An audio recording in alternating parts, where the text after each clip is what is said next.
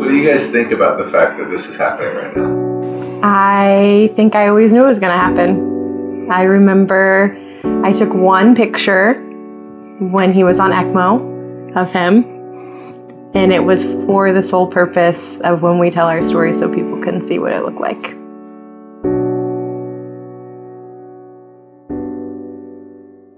I did Followers Made the late part of 2020 into 2021, and I was in Laura Cackley's Followers Made group. And when we did the test to what's your spiritual gifts, faith was at the bottom. I never had a situation where I really needed a lot of faith, to be honest. And I remember thinking and telling Laura and them in Followers Made that I had really struggled with God because I wasn't sure if I loved God more than I loved Mark and my kids, to be honest. Fast forward to a few months later, and Mark got COVID, and we were both very sick. I was 38 weeks pregnant, 39 weeks pregnant. I ended up testing positive first and was sick first. And I remember being so mad at Mark because he wasn't helping that much. And I was thinking, I'm pregnant and I'm sick. I need you to help more, not knowing how sick he was. The first night that I slept through the night, and then I woke up and he had slept in the chair, and just waking up to him not being good at all. That panic of kind of what do we need to do? And so I called my friend, and she had me check his oxygen because Mark was talking crazy. His oxygen was 66, and she said, hang up the phone right now. Call 911. And I remember not even being that worried and just being like, okay, he's going to go to the hospital. He's going to get oxygen. He's going to come home. We're going to have this baby. As he was walking out the door, I kissed him and I said, you better come back to me. They had him on oxygen. His oxygen bumped up, and they said he'll probably be here for about 5 days. Every call after that, he just kept getting worse. And that whole time I was thinking, as long as if he doesn't get intubated, he's going to be okay. Because I know people get intubated and then never wake up. And they called me at 3 a.m. and they said, he's made it. We're immediately intubating him. And I just remember thinking, this isn't good. This is not good. He's not. That was the first time that I had the thought that I'm going to have this baby and he's not going to be here. My mom was here helping me with the kids. And I remember talking to her and texting my friends and saying, I'm going to have the baby by myself. I didn't want anybody else to have that story and to tell him. I wanted to be the one to tell him and nobody else to have those memories. I went into the hospital just to have them check the baby. She hadn't moved a lot, and I knew it was just because I was stressed. And then the doctor came in and said, there's just something about the baby's heartbeat that I don't like. We're going to go ahead and induce you today. When I first saw Mark and was getting report, I heard a little bit about his backstory, that he had just had their 4th child. He was on maximum sedation medicines because anytime he even coughed, his oxygen saturations would decrease. At one point, we had to paralyze him because any muscle movement took up too much oxygen. I didn't, honestly, whenever I first got report, I didn't see him leaving the hospital and coming home. Sunday morning, Felicity was born. Her doctor came in because I had shared why my husband wasn't there. And she talked to me for 30 minutes and said, have you heard of ECMO? Just keep talking about ECMO. ECMO is basically where they bypass your heart and lungs. You have a machine that is pumping your blood and oxygenating your blood to give the lungs time to rest and heal on their own. Mark had probably been there for about a week, and they said it's time to start thinking about what Mark would want. I could tell that they didn't think he was going to come home and that they felt like I should take him off of life support. And so I just remember praying in my bed and just repeating myself, God, please heal my husband, please heal my husband, please heal my husband. And I always, in the back of my mind, would hear, I will. Worship has always been my way of being very close to God. And so I went to worship practice. And Jordan, you said, God's bigger than this virus. God can do anything, and he's bigger than this virus. And I just remember, yes, he is. And the first song that they sang at worship practice was Thank You. And that was Felicity's song. Every time we have a baby, I pick a worship song to be played when they're born. And that was the first song that they sang at worship practice, and just giving thanks to God. And it was about 5 a.m. I got the call that this was the time that I needed to come and say goodbye. And I called Laura Cackley, who I would have never called unless it was for Followers Made. They wouldn't let me in the hospital, and because they wanted us to wait for a chaplain.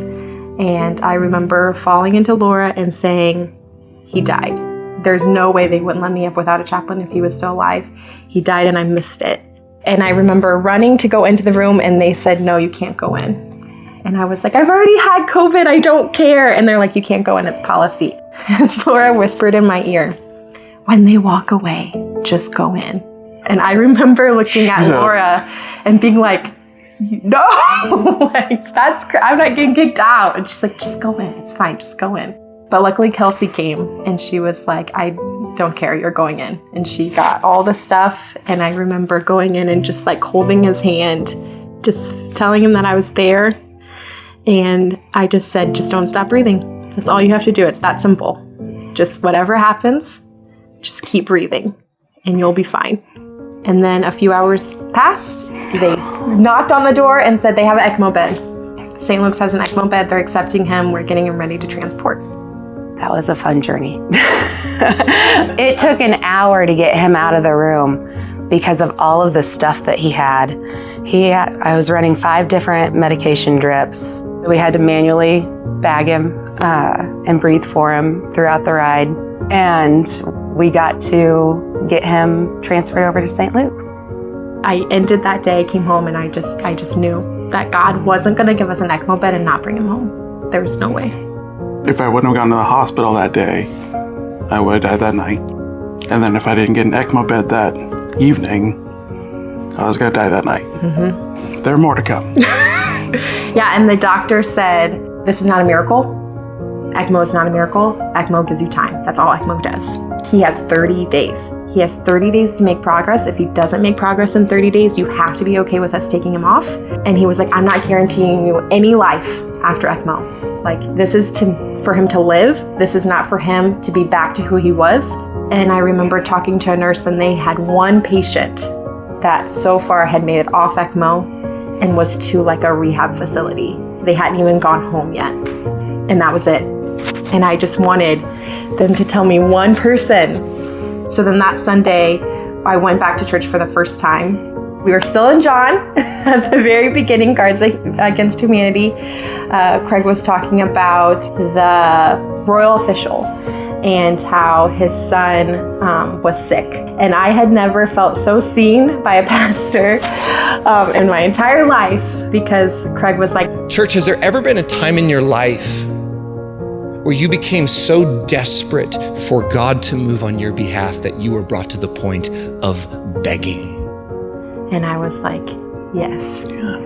For the past week, I have begged God to heal Mark. And that whole sermon was about having faith, but having faith that doesn't rely on miracles. And that miracles are good, but they're not the foundation of our faith. And I remember thinking during that sermon, if Mark dies, is this gonna break me? Am I gonna walk away and be angry at God if he takes my husband, who just a few months earlier, I wasn't sure if I love God more than him? Craig talked about the point where Jesus says to the royal official, go and your son will live. And the word will just like popped out of the screen. Like it almost was like they had it on 1,000 font and bolded. It's like all these thoughts came rushing in my mind. And I went back to that moment where I was like, please heal my husband. And that like whisper of I will just like popped into my head. And I just felt God at that moment saying, I've told you I'm going to heal Mark. You need to trust me.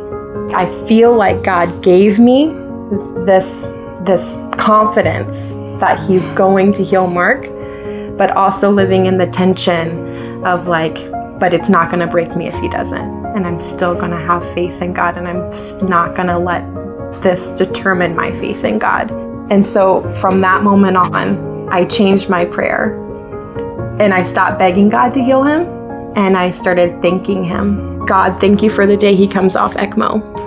Thank you for the day that this ventilator is rolled out of the room. Thank you for the day that he is able to speak to me again. Thank you for the day that he's able to walk again.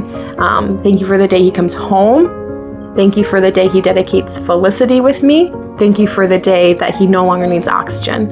And during the ECMO process, there did come a point where it was very close to the 30 days and Mark hadn't made progress. A few days later, the doctor called me and he said, we're gonna do something. We need your permission to add a full-size chest tube. The doctor said, I have no reason to think this is gonna work. I just have a feeling it might. And so I was like, of course, anything. And he said, if this doesn't work, I don't think anything is gonna help. And I remember again, God like speaking to my soul and just saying like, you've prayed for me to give the doctors ideas and I'm giving them ideas. So just trust, it's gonna be okay. And I walked into the room and his nurse gave me the biggest smile and said he's trialing. He's attached to ECMO, but the ECMO machine is not doing anything. And the doctor came in and said he's doing really good. And I think I might take him off tonight. And I said that to the nurse and she's like, oh no, it's a 24-hour trial. And then not even an hour later, the doctor came in and said, I have a feeling I just need to take him off right now. So we're gonna take him off right now. And everybody was kind of in shock because I don't think that had ever happened before. And just slowly by slowly, everything just kind of like checking off, like ECMO check, ventilator check, and all these just big moments happening. So I never even really knew how close I was till months after that. So like her coming in and saying, we're here, you're doing great. You can't talk yet, but it's only a matter of time before you come home. He transferred to St. Luke's Rehab, and then he was there for 3 weeks where he learned to walk again and stand and eat. And then he came home February 16th. I wanted it to be like a gigantic celebration. I called and texted everybody and they showed up. And I remember turning on our road and seeing everybody lined up on the street cheering for him. It was surreal getting to see my own house after 6 months. It was just another thing to check off the list. And Craig wore his awful blue hat. And I still remember that. And that was overwhelming as well. And he truly got to hold Felicity for the first time. And just seeing him hold her was great. Like everybody loves their wife, right? But you don't always get to see them like fight for your life like that. I mean, later I found out, I think she may have punched a doctor. But she, her having to go through that was just like a nightmare for me. Having to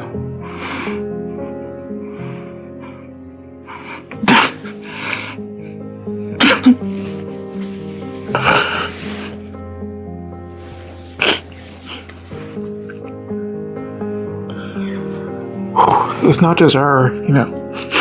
I put the whole family through it.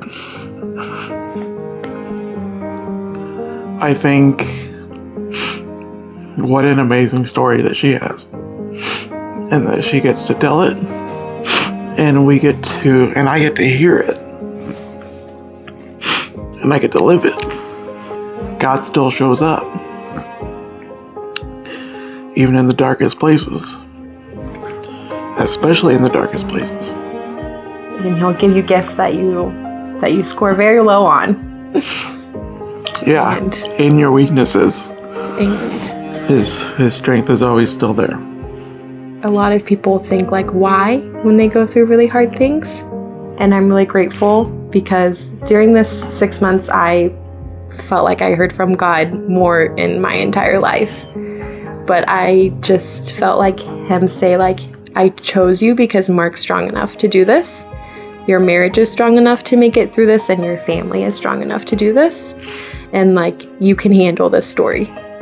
It's turned into, from why did God do this to me, to why has God done this for me, there's going to be somebody who needs to hear that I'm home and that you can make it through hard trials. And any person that I can show and that I can tell that God is still good, that's a win for him, that's a win for the kingdom. Our circumstances don't define God. Like, our hard circumstances don't define the goodness of God, and that I can praise him when life is hard. God was with me the day every single time his lung collapsed, and the day that they told me he wouldn't live. He's with me through the good and the hard, and I just need to thank him and praise him. I just need to remember that, like, our story, our life may never be the same, but that doesn't mean it's bad. And God's goodness is not defined by my circumstances, because life can be really hard, but God is always good.